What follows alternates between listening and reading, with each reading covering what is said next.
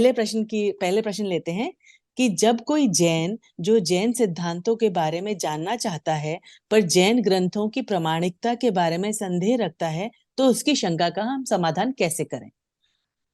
देखिए, अपने जो रत्नकरण शावकाचार्य ग्रंथ है उसमें देव शास्त्र और गुरु की परीक्षा कैसे करना, ये हमें सिखाया है। हमारे आचार्यों की सबसे बड़ी देन ये रही कि न केवल उन्होंने हमें असली चीज दी, बल्कि उन्होंने हमको असली चीज की परीक्षा करना भी सिखाया। मतलब परीक्षा कैसे करना, ये कला भी उन्होंने हमको सिखाई। समंतभद्र आचार्य, जिनके द्वारा रत्नकरण शावकाचार्य ग्रंथ लिखा हुआ है, वे न्याय के बहुत बड़े आचार्य थे। उनको न्याय का फाउंडर आचार्य भी कहा जाता है। समंतभद्र आचार्य और अकलंक देव, ये दोनों जो है जैन न्याय के अंदर बहुत प्रतिष्ठावान आचार्य है। और वो तो फाउंडर आचार्य है, समंतभद्र आचार्य। और उनके द्वारा एक शावकाचार्य ग्रंथ लिखा हुआ है, जो सभी सभी शावकों के लिए, आप लोगों ने नाम सुना भी होगा, रत्नकरण शावकाचार्य। किस किस ने नहीं सुना है वो बता दो, बाकी तो सबने सुन रखा होगा कम से कम नाम। उस रत्नकरण शावकाचार्य में सबसे पहले तो धर्म का स्वरूप बताया है। फिर उसके बाद में उन्होंने धर्म के स्वरूप में क्या कहा कि सम्यक दर्शन ज्ञान चारित्र ही धर्म है। सम्यक दर्शन क्या है कि देवशास्त्र गुरु का श्रद्धान ही सम्यक दर्शन है। तो शास्त्र किसको हम शास्त्र माने, क्योंकि दुनिया भर में शास्त्र लिखे हुए हैं। तो शास्त्र की पहचान कैसे करें, कैसे इवेल्युएट करें ये कि ये शास्त्र प्रामाणिक है, सही है। तो उन्होंने उसमें 6 लक्षण दिए किसी भी शास्त्र की परीक्षा करने के। फॉर एग्जाम्पल, मैं यदि कोई शास्त्र लिखूं और उसके ऊपर कुंद आचार्य देव का नाम लिख दूं, तो आप कहोगे कि ठीक है ये प्रामाणिक है, लेकिन क्या इससे इसकी प्रामाणिकता सिद्ध हो जाएगी? नहीं होगी। तो उसमें उन्होंने कोई भी चीज की अपने को परीक्षा करना है तो सब 6 लक्षण जो दिए हैं, सबसे पहला लक्षण दिया है आप्तोपज्ञ। मैंने वो ग्रंथ आप्त के द्वारा कहा हुआ हो। आप्त का स्वरूप उन्होंने उसके पहले वाले दोहों में बताया कि आप्त माने आप्तन्नोच्छिन्न दोषेण सर्वज्ञेन आगम ईशिना। उच्छिन्न हो गए हैं जिनके समस्त दोष नष्ट हो चुके हैं, और जो सर्वज्ञ है और आगम के ईश्वर है, वे ही वास्तव में हमारे क्या है, आप्त है। जिसको अपन सरल भाषा में कहें कि जो वीतरागी सर्वज्ञ और हितोपदेशी है, वे ही हमारे आप्त है। और उन आप्त के द्वारा कहा हुआ आगम ही प्रामाणिक है। क्यों प्रामाणिक है? क्योंकि आप्त प्रामाणिक है। आप्त प्रामाणिक क्यों है? क्योंकि वे वीतराग और सर्वज्ञ है। वीतराग और सर्वज्ञता से प्रामाणिकता क्यों आती है? क्योंकि अप्रामाणिकता राग द्वेष और अज्ञान से आती है। कोई भी व्यक्ति कोई बात झूठ कहता है, गलत कहता है, तो उसमें 2 कारण होते हैं।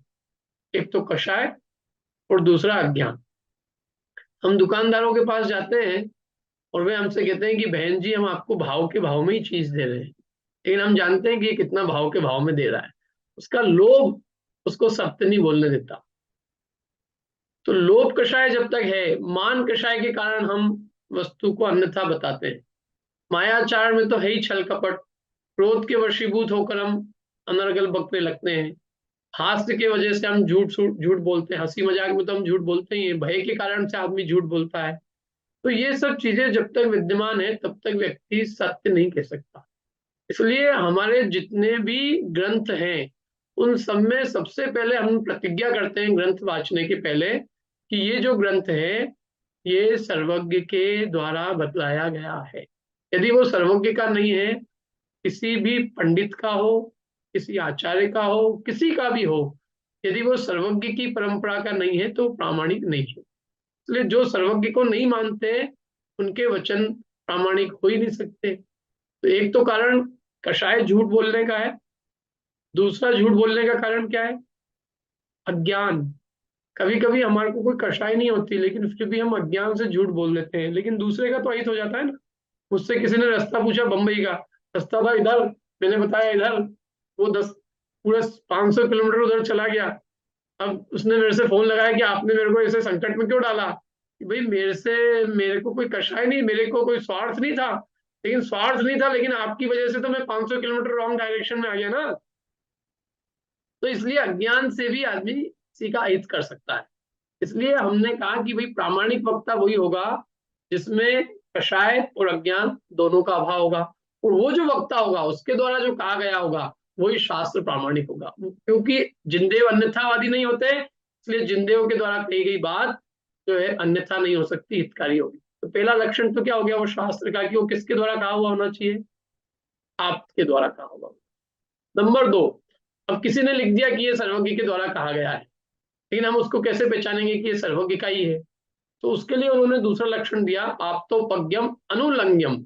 अनुलंघ्यम माने किसी वादी प्रतिवादी उसका उल्लंघन नहीं कर सकते हो, जिस बात को कोई भी खंडित नहीं कर सकता हो, उसको कहते हैं अनुलंघ्यम। और तीसरा, मृदेष्ट इष्ट विरोधकम, माने जो प्रत्यक्ष है और अनुमान है उससे जिसमें कोई विरोध नहीं आता हो। कोई चीज ऐसी लिखी हो किसी शास्त्र में जिसको हम प्रत्यक्ष ही देखते हैं तो विरोध आता है, अग्नि ठंडी है, ऐसा यदि हम किसी शास्त्र में पढ़ेंगे तो कैसे मान लेंगे। हिंसा में धर्म है, राग भाव में धर्म है, तो ये चीजें प्रत्यक्ष जो है विरोधी दिखाई देती है, क्योंकि यदि हिंसा में धर्म होगा तो पाप किसमें होगा, जो व्यवहार हम अपने लिए पसंद नहीं करते हो दूसरे के लिए कैसे पसंद कर सकते हैं। ऐसे यदि राग में भी धर्म हो जाएगा तो फिर पंचेंद्रिय के विषय भोग तो हम अपने आप कर ही रहे हैं, धर्म की आवश्यकता क्या है। वो 5 पापों के 5 इंद्रियों के विषय भोगों में तो हम स्वयं प्रवृत्त है, इसलिए उनसे उनमें प्रवृत्ति कभी भी 3 काल में धर्म कैसे हो सकती है। यदि किसी ग्रंथ में राग भाव के पोषण को धर्म बताया हो तो प्रत्यक्ष से ही उसमें क्या है, विरोध है। और भी अनेक बातें हैं, जैसे प्रत्यक्ष से ही जो चीजों का विरोध आता है, किसी शास्त्र में लिखी हो कि कोई मछली से आदमी पैदा हो गया, कि भाई ये चीज संभव ही नहीं है, आज क्या लाखों करोड़ों वर्ष भी बीत जाएंगे तो भी संतान परंपरा का उल्लंघन कभी होने वाला नहीं है। बाजरे से बाजरे होगा, गेहूं से गेहूं ही होगा, मक्के से मक्के ही होगा।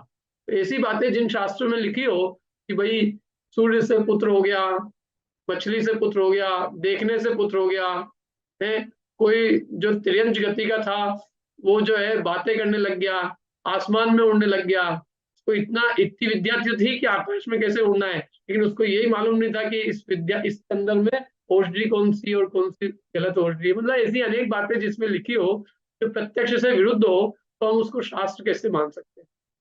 चौथा पॉइंट है कि वो क्या होना चाहिए, सार्वम। सार्वम माने प्राणी मात्र के लिए हितकारी हो, जिसमें किसी भी जीव के अहित की कोई बात नहीं हो। और तत्वोपदेश 5वां बिंदु है, एक्चुअल में चौथा बिंदु था तत्वोपदेश, 5वां है सार्वम। तत्वोपदेश माने इसमें तत्व की चर्चा हो, वस्तु के स्वरूप का वर्णन किया हो, भले ही उसमें अलंकारिक नहीं हो, लक्ष्यदार भाषा नहीं हो, लेकिन वो वस्तु के यथार्थ स्वरूप का प्रतिपादन करता हो। और अंतिम बिंदु है तापत घट्टनम, माने खोटे मार्ग का निराकरण करता हो। यदि किसी खोटा मार्ग हो तो उसको डंके की चोट वो कहे कि ये गलत है, उसके लिए कोई लिपापोती नहीं करे कि भाई सामने वाला नाराज हो जाएगा इसलिए हम उस खोटे मार्ग का निराकरण न करें। तो ऐसा शास्त्र नहीं, शास्त्र वही प्रामाणिक है जिसमें खोटे मार्ग का निषेध हो। तो इस प्रकार से 6 लक्षण जिसमें पाए जाएंगे वही वास्तव में शास्त्र प्रामाणिक है। और ये 6 परीक्षा हमको प्रत्येक ग्रंथ के अंदर करना आना चाहिए कि भाई इसमें ये 6 लक्षण बैठते हैं कि नहीं बैठते, यदि बैठते हैं तो शास्त्र,